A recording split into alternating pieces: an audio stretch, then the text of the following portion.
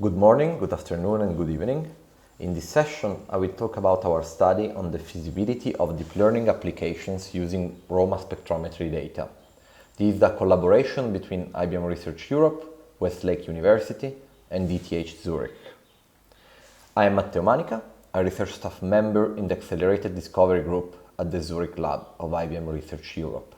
Here you can find some contacts, my Twitter account and my email address in case you have questions about the talk or our work. And I also added a link to the GitHub repository that you can use to reproduce all the results and experiments we have been carrying out in this study.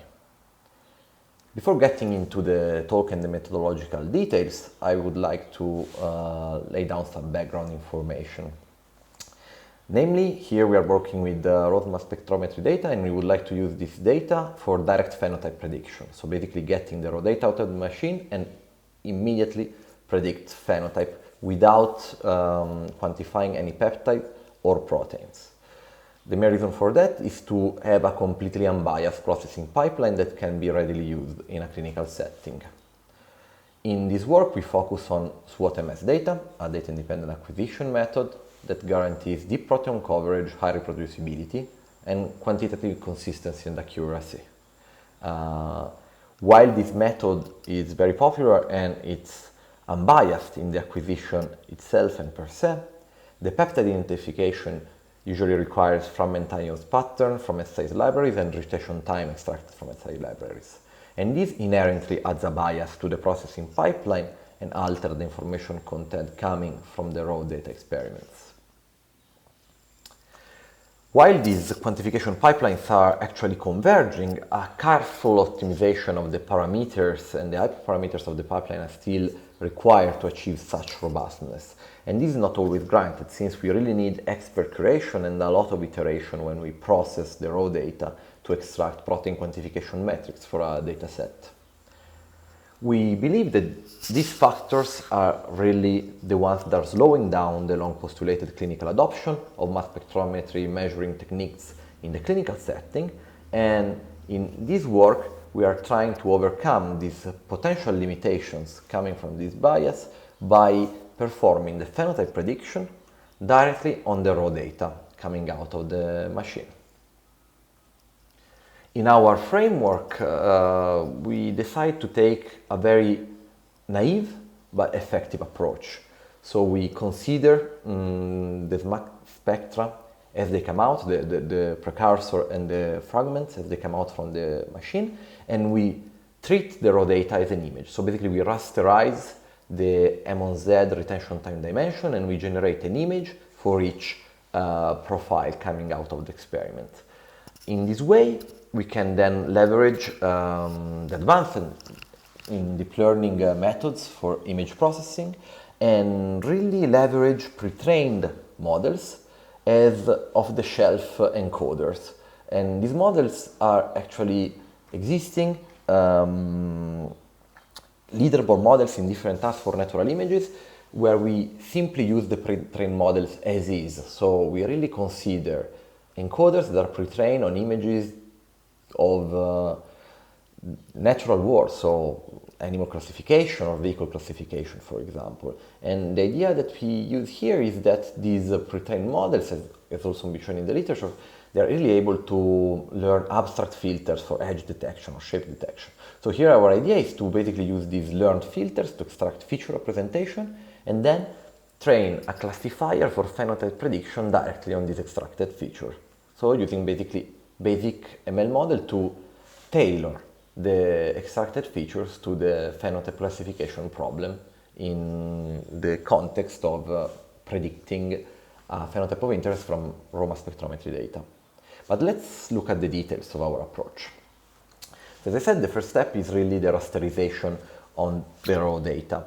And in order to do that, we are starting from the spectra, coming from the precursors and the fragments.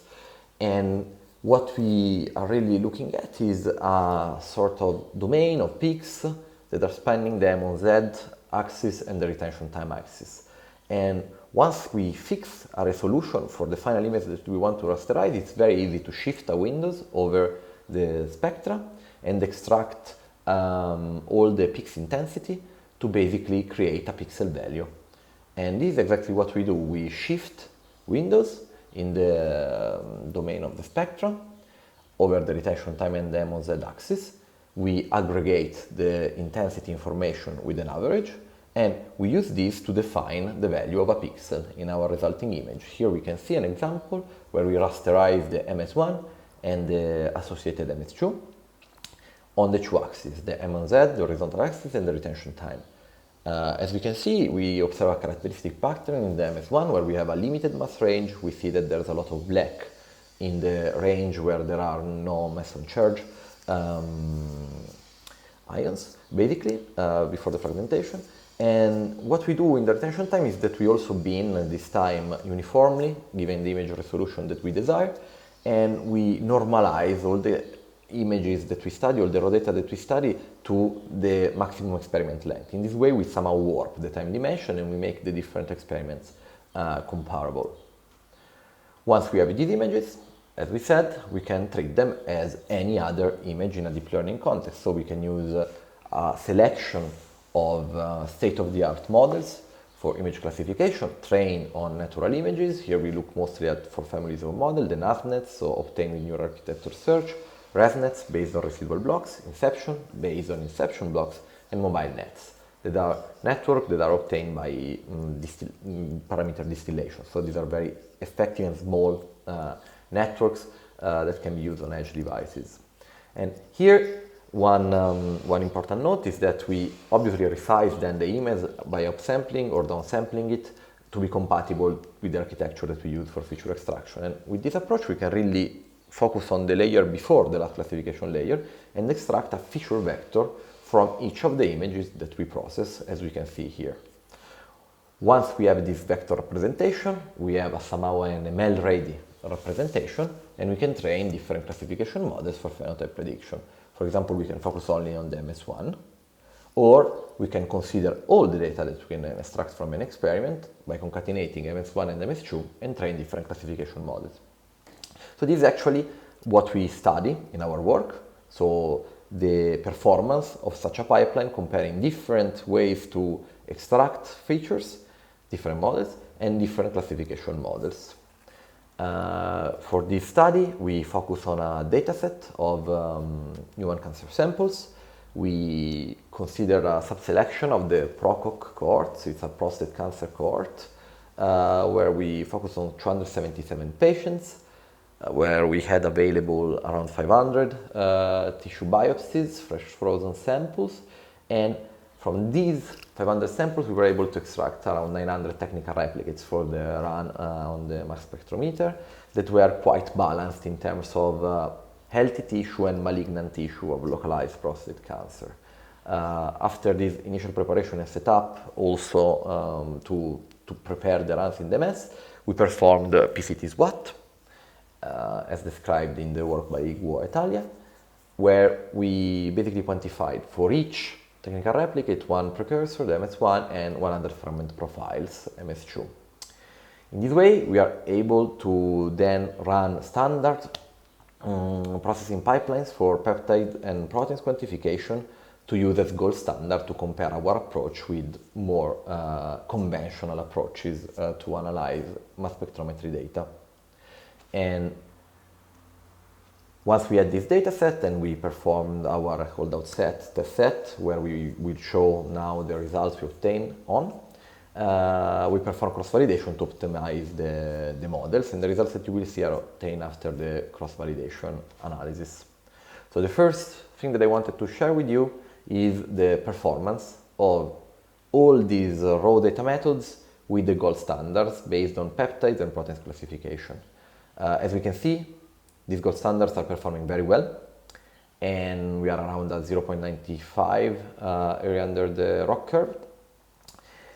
But what is really striking to me in this initial analysis is that this is the performance that we get with the gold standards, but actually when we use models trained on raw data that are absolutely unbiased and agnostic towards peptides or protein quantification, we obtain remarkable performance. Because if we check the results of especially the ResNet, NASNet, and Inception model, we really observe that the median is consistently above 0.8 of area under the curve. And this is an impressive result if you think that we didn't basically perform any post-processing. We took the data out of the machine, processed the MZ-XML to extract the image with the rasterization process I described, and then we just trained our classification models. The only models that are really performing on a, let's say, in a lower, that are performing worse are the mobile net model, but this is easily explained by the fact that we are using models that are simpler and smaller and that can not extract filters that are as accurate as the other more complex models. We then decided to investigate a bit more on the relation between the MS1 and the MS2, in the sense that if we give up the gold standard because it's obtained from the MS1 and the MS2 and we only look at the MS1, we can really compare the performance of the models when we only look at the precursor image. And the results are as striking in my opinion, because if we set aside the mobile net model that are actually really not able to extract meaningful features from the image, we see that the ResNet, NASDET and Inception are actually performing remarkably well still when looking only at the MS1. Obviously, we are losing some information, but it's impressive that we can still capture the signal for phenotype prediction, tumor versus normal, only by looking at the MS1 with a very compact representation. The last result that I wanted to show you is a breakdown of the performance of the models with respect to the size and the resolution that we set for the rasterization, and the MS1 and MS2 versus the MS1 only performance. And as we can see, the resolution doesn't really play an important role in terms of performance. We see a slight effect when we combine MS1 and MS2. And actually our hypothesis here is that this process is not so important, because basically the aggregation that we do of the peaks of different scale is then mitigated by the fact that we anyway upsample or downsample our images when we feed them into the pre-trained encoders. But what is very interesting to observe, besides the swarm plot on the left, are the plots on the right, where we try basically to show the differential effect on performance of looking at MS1 and MS2 versus MS1 only on top, where we see that there's a clear effect in using all the spectra, all the features extracted from all the spectra. And this is somehow expected because we have more information content and we capture better the data quantified from the biological sample. But it's also evident, if you look below, that the delta for the resolution is really not as high or as consistent. So the resolution really doesn't seem to play a huge role in the way we perform in the downstream task. For more results and more in-depth analysis, I invite you to check out the preceding papers associated to the talk. Before leaving you, I wanted just to give you an outlook of the next steps for this project. So we identified 3 main points that we could improve. The first one are really about the pre-processing of the raw data. Now we don't do absolutely anything and we obtain remarkable performance, but what we were considering of doing is to basically play a bit with the retention time variability. The experiments have different lengths. So having an explicit treatment, maybe with sequence-based models, could help to handle for this variability better. Applying standard signal processing filters to remove noise would really benefit a lot, as well as batch effects correction. So here in this study, we really use the data as they were coming out from the machine, but actually there are some techniques that we can use to do not bias too much the analysis, but also reduce the noise and increase the signal-to-noise ratio. Another important aspect that we think it's important to consider in the future is to model relation between the MS2 spectra. Since they are really localized on the M on Z domain, there might be a benefit in considering dependencies, maybe even here with sequence-based models to explicitly learn a relation between the different MS2 spectra. And last but not least, leverage unlabeled data. We can leverage large data sets like PRIDE or Peptide Atlas, where we have a lot of spectra, and use autoencoders or deep variation autoencoder to learn filters that are specific for MS, and inherently getting an improvement because we learn filters that are specific for MS images and not natural images. For leaving you, I would like to acknowledge all the co-authors: Joris, the first author of the work, Roland, Tianan Guo, that ran all the experiments, Rudi Ebersold, Professor Rudi Ebersold from ETH, and the PI of the project, Maria Rodriguez Martinez. We would also like to acknowledge funding from 2 European projects, one on prostate cancer called PRECISE and IPC on pediatric tumors. Here I include again my contact details, my Twitter profile and my email. Feel free to shoot your questions if you don't manage to ask them in the Q&A section. And feel free to try our GitHub repository where you can reproduce all the experiments and the results that I presented to you. Thanks for your attention and thanks to the conference organizers.